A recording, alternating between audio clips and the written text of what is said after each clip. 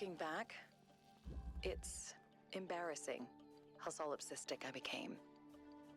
I really thought that I could construct my identity without any reference to the outside world.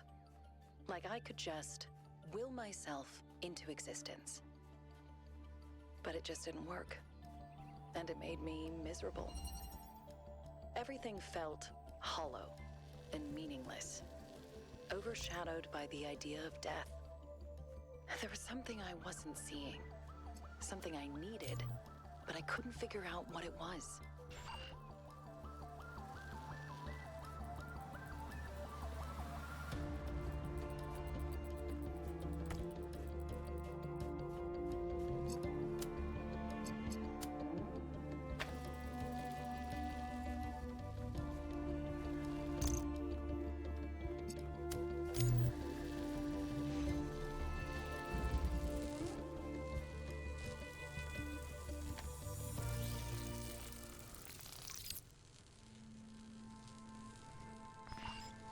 Everything changed when we started spending more time with each other.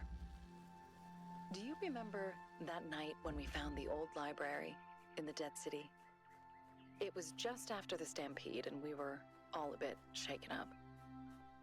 Byron read to us from one of the books, and later you and I started arguing about one of the poems. And your perspective was so different and interesting, and I just kept wanting to hear more.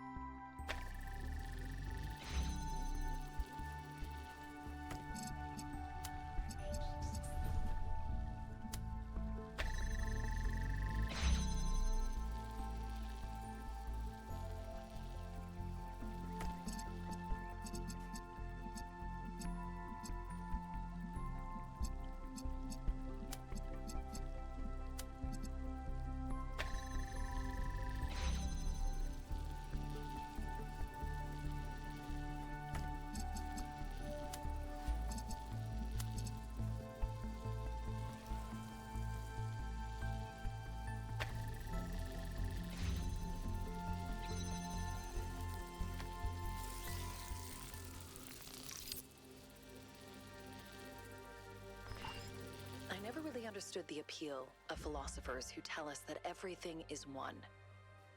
If everything is just a reflection of yourself, an endless hall of mirrors, there's nothing to connect with.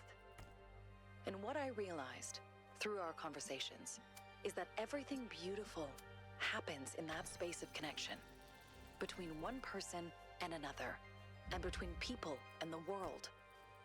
That gap between us is necessary, because without it, without separation, there can be no transcendence.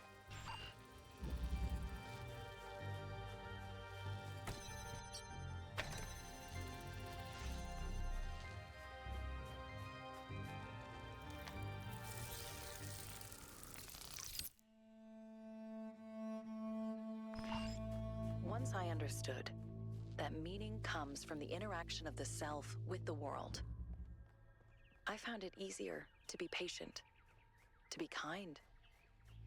I reminded myself that other people are just like me, and nobody really knows exactly what they're doing.